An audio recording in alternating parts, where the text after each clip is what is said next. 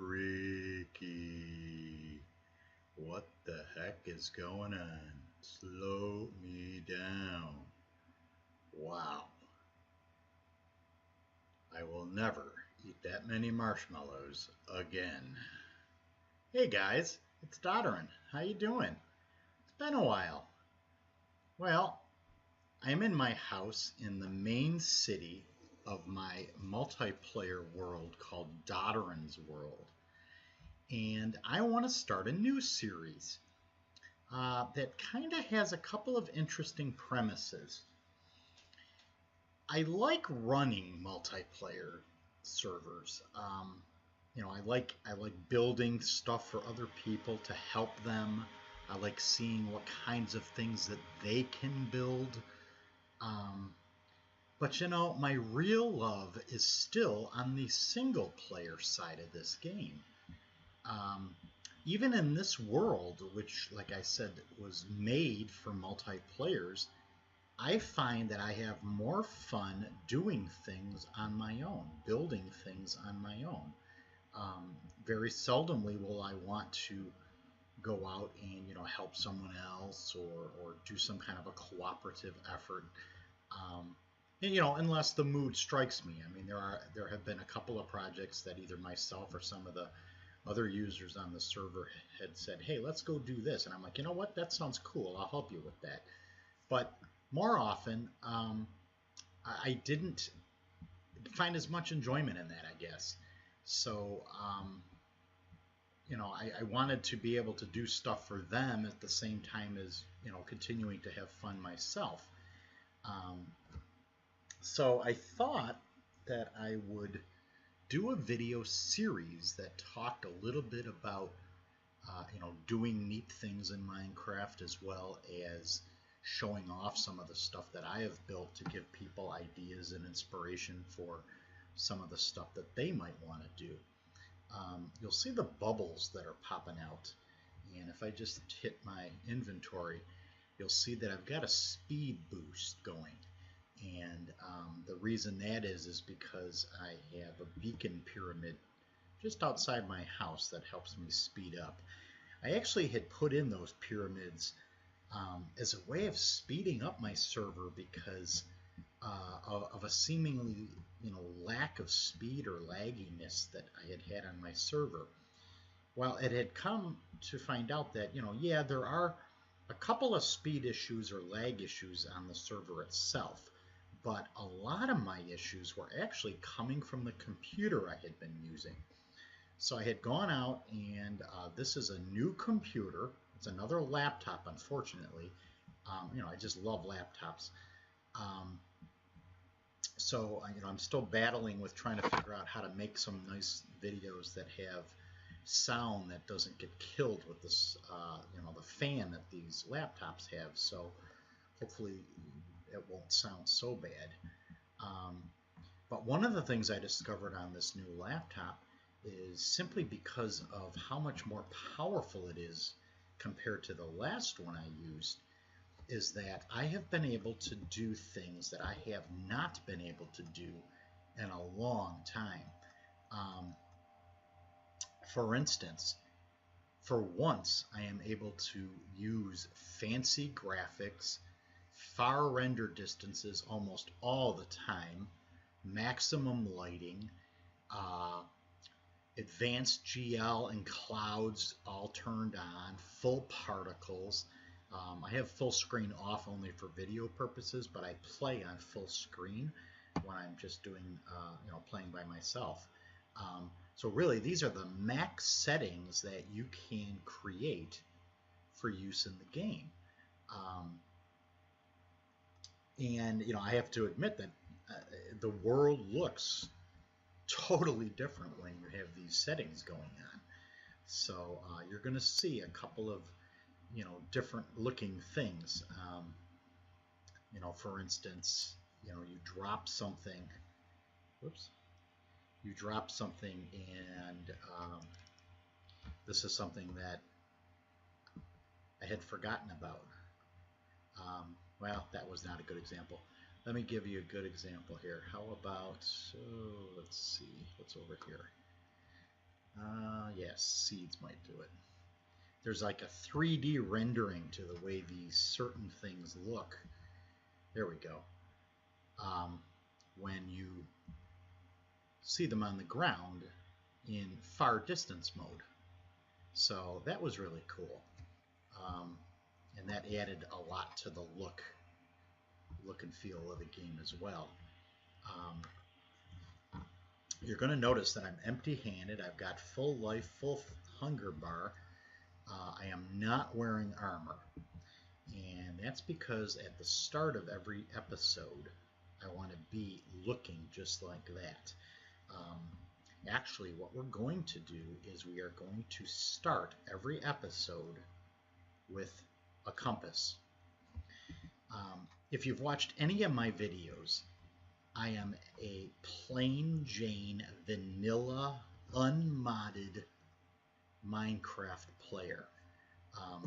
I like to play on hard unless I'm doing things in my testing world, which I just get rid of the monsters so they're not in my way. But hard is like the most challenging piece of this game, especially in 1.6. I'm running 1.6.1 right now, so there's been a lot of nerfs to a lot of the mobs. Zombies can now spawn in little hordes if you're not careful. Spiders now have a slight chance of spawning in poisonous, so if they attack you, you'll be poisoned as well as being damaged. Both zombies and skeletons can now zone in on you from much farther away. Skeletons have been nerfed so that they can actually take shots at you from much farther away. Thank God they haven't done much with our green friend. He's bad enough as it is. So I think we'll do that. Well, here's what I would like to do this series on. Going back to what I was saying in the beginning, even though this is a multiplayer server, I love to play the game kind of by myself. And in this city, DW2, there are close to 40 users that each have a little place to call their own. And, they've built houses and whatnot. And it gets very busy in and around here. So I wanted to be able to go and make another house. And I'll just come up there. This is my basement, and you'll notice this is my storage area. The only piece that isn't is this little area over here, and that goes to a little cave or a cavern system. But if you come up here, this is the main floor of my house. And you'll notice that my house has a full enchantment room, all right, as well as a bed. Up here is the second floor. That's more of an observational deck. And then this goes up to the top floor because I'm kind of on a hill. So you can kind of come up here and see some of the other people that live around me, or kind of come down the stairs, and you can see this is more ground level for us. Now here's that fancy graphics thing. I had forgotten that leaves are kind of see-through on fancy, so that gives it kind of a different look as well. I love that clock tower that one of my users made. Up Dwayne, hey dude, how you doing? Well, here's the front of my house. I decided to go a little nuts here. I've got some little gardens just kind of for show. Some reeds right here is my front entrance is kind of in the corner, and then you come right on in. But just like any well-made home, you want to have a couple of things going on in this game, especially if you're playing on hard. One of them is that you want to be safe. So you've got to light the place up. Somehow you've got to put up some kind of a safety perimeter, if it's, going underground or going up in a tree or putting a fence around it, or, making some traps or whatever you want to do to combat the bad guys from coming and keeping them away. You want a bed to reset your spawn so that as you play the game, of course you're going to die, either accidentally or because one of the bad guys gets you. and then you have an easy way to come back to your house. But then you also want to be able to take advantage of some of the cooler aspects of the game. One of which is being able to create enchanted items, whether they're weapons or tools or armor. Um, I also have hiding away an area for potions as well. I don't think in my house I have, or I think I did, but I think it's destroyed. There was an anvil right here, um, so that I could do things like name items or repair items, things like that. Something else you want to have is some kind of an organized way to store all the stuff that you get. You know, the longer you play the game, you're going to start to build up your resources, and you're going to need an easy way to find them, and that's what I did downstairs. And I think it was Etho who had first used the idea of putting a chest sideways and then putting one of these item frames next door to it to kind of label what would be in it. So I took the left-hand approach. So let's see. For instance, this one here, this bone represents this chest here, which has a collection of bones in it. Okay, this would be books and all the stuff needed to make books, so that kind of thing. And you're going to need an awful lot of chests. And then how you decide to do this. I thought I was trying to toy around, and I think I succeeded. Whoops. In almost all the cases where the central location in this room makes accessing the chests. Yeah, I think it's a little too far out. Easier to get at. So that was the idea there. Well, what I decided I wanted to do is to venture out beyond the walls of my little city that we created together. In the center of town, you can kind of see this little glass roof over here, are a series of public farms that my users can use to get some of the resources they need. And then out here in the distance, you can see all these torches. That's the barrier fence. You can see some over here too. That goes all the way around the city. So you can see some over here too. Keeping the bad guys out. So, I'm on hard, and some of my less seasoned players are freaking out that, hard is hard and they don't want to deal with it. So this area is a nice, safe area for them to live. Now, we do get monsters in here from time to time because they don't put up torches like they're supposed to or whatever. But for the most part, it's pretty safe in here. But what I wanted to do is to venture out from the city a fair distance, because I'm not the only person that had this idea. A lot of the players said, do we have to live in the city? And I'm like, oh, by no means do you have to live here. So a lot of the people have ventured out. A couple hundred blocks away, spawn is, or the central location of 00 happens to be the, shall we say, the upper right-hand corner of our city here. So no matter where they go, whenever they say, how do I get back? How do I get back? I just tell them, just head towards 00 and you'll see the city eventually. So I wanted to go far enough away so that I wasn't bothered by any other user, and that I had the ability to take a look at some possibilities. It's the first time I had actually created a base outside or beyond the houses that I've made in any world. I've done things where I've made a house, and then a fair distance away there might be, I don't know, a river or boats or some kind of farm or something to do with animals or something like that. But they were always short walking distance from my main, house base, if you will. But this time I wanted to get so far away that coming back here would not be a real easy thing to do.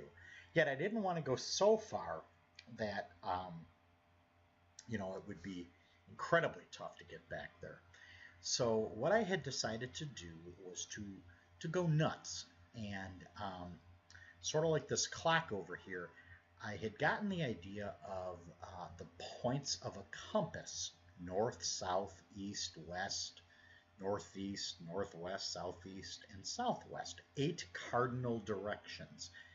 And I had said, why don't I venture straight out? And I believe the first one I made was my northern base. So I just hiked north, straight north, a good 1,000 blocks at least.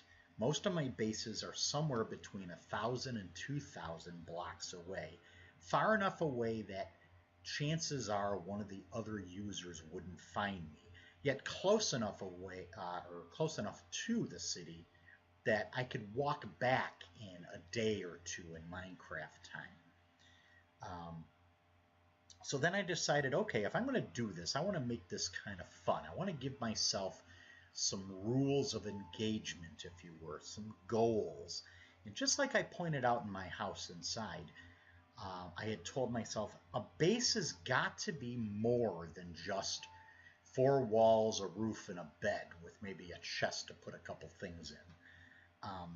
In my mind, a base should be self-sustaining. There should be some kind of a food source that you could easily replenish over time as needed. So you would never have to go back out and find food. You could stay within the safety area of your base. So the second one was that I needed to make sure that I could wander around my base inside and out and not be attacked by the bad guys, or seldomly be attacked by the bad guys. So that was really the second premise.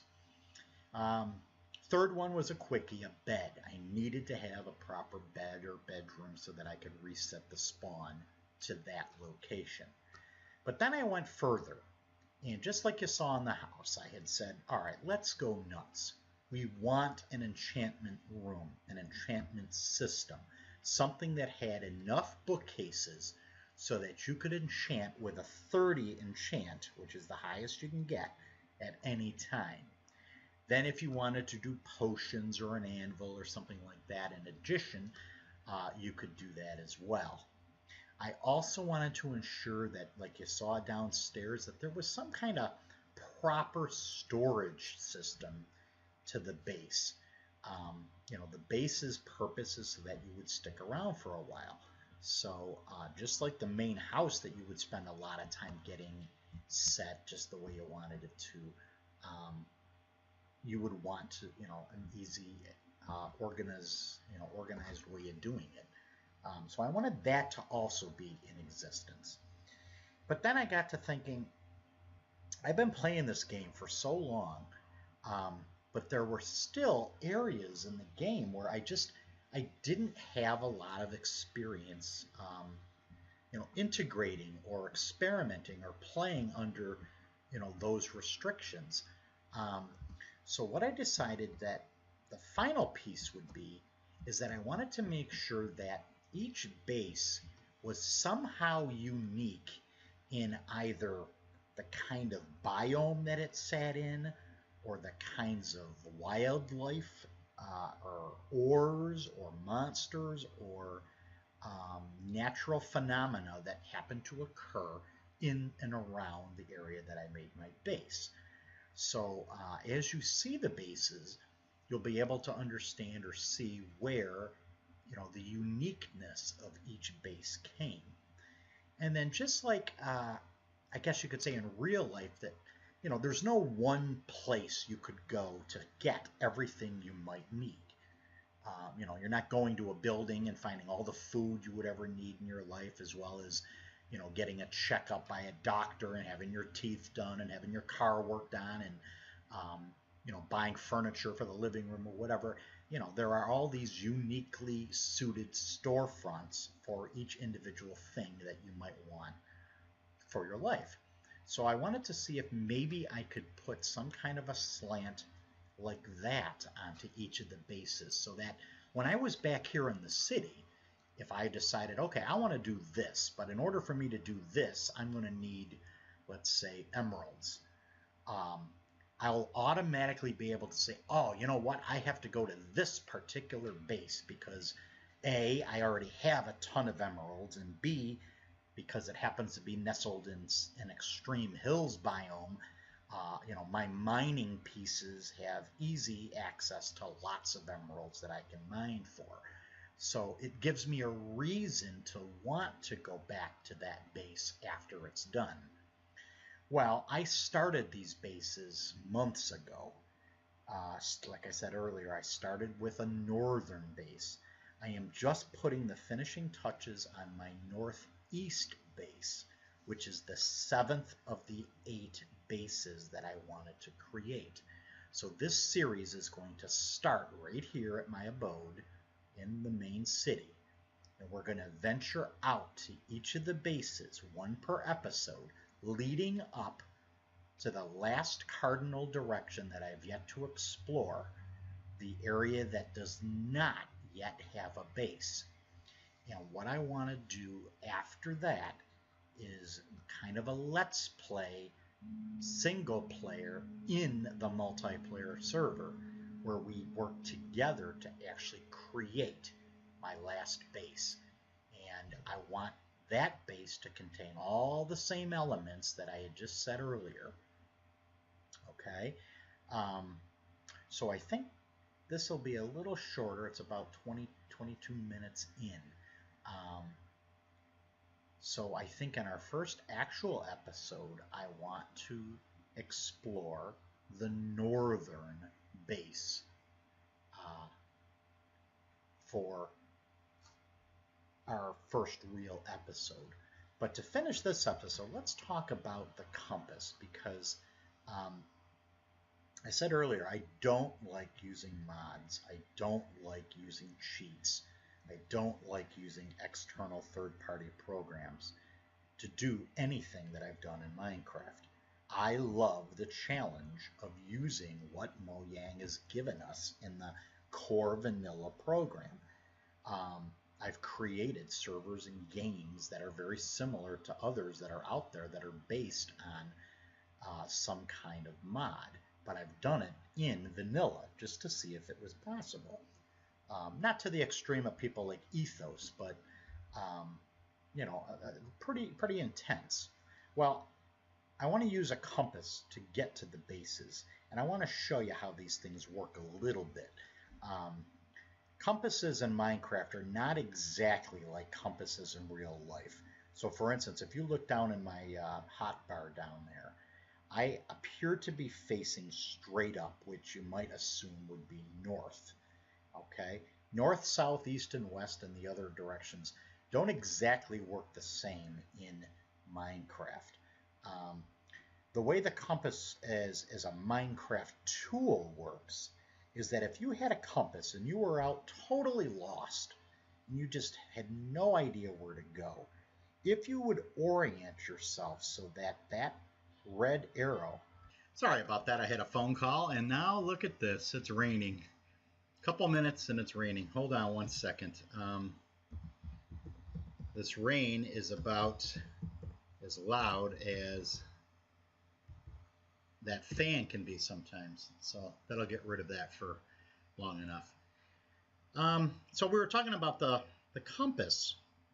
So if you were out and about and you were totally lost, like I said, you could get it oriented so that that red arrow was pointing straight up, and then if you started walking in that direction, it'll eventually take you all the way back to 0, 0, no matter where you happen to be located. If I pop open F3 for a second, you'll notice that right where I'm standing now, it says that straight up is east. You see that? If I hit escape for a second, right here, you see this?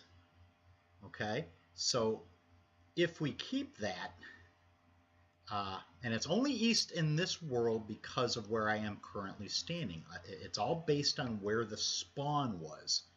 So in your world, you know, straight up won't be east. I was doing testing in a different world, and straight up was indeed north.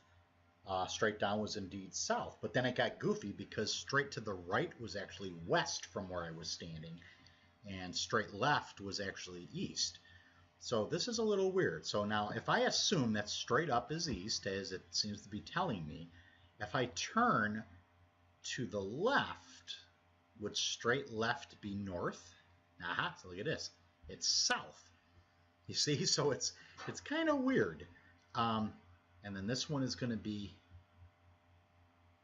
west, and then straight to the right would be north. You see that? Now, if I try to get it so it's straight, I go this way. Yeah. You know how if I go straight to the right, you notice you're not actually lined up on blocks. You're kind of going on an angle. And I don't know if it would straighten out if I just came over this way a little. No, it's not. Okay. So if you're going to use a compass as an actual compass, you've got to do a little synchronization for yourself based on your home port. Okay. So we're at 26 minutes. What I'm going to do is hop out of my house here and use not the compass, but Minecraft's F3 screen to head north. And this is the letter V. So my V door is north. And if I take a look now, where my compass is pointing, it's sort of like southeast a little bit. So when we start our next episode, I want to venture out until we can find my northern base, and then we'll check that one out, and I'll point out some of the neat things that went into building that. But I want to use the compass because I kind of don't want to give away the coordinates of where my base is located, just in case one or more of my actual users on the server check out this particular base. So now that I'm oriented correctly, and I know that relatively what appears to be southeast on the compass is actually north, we won't have a problem. All right? All right, so I hope that we can create a little bit of chatter on this series too. I had a lot of fun doing these bases. It added a lot of additional challenge, some surprises, some problems I had to work out. And I did a lot of stuff for the very first time, even though I've been playing this game since early alpha days. To kind of put a little bit of a time onto it, things like the Nether did not exist. Beds did not exist. Zombies that break doors down did not exist. The Wither did not exist. The Dragon did not exist. You know, that's how far back I've been playing this game. So there's a lot of new stuff to explore. This is 161, as I said earlier, so there's a lot of neat stuff that we can check out as well. Okay? All right, until we get to our first real episode, I hope this is the start of another neat series. Thanks and have a great day. Bye-bye.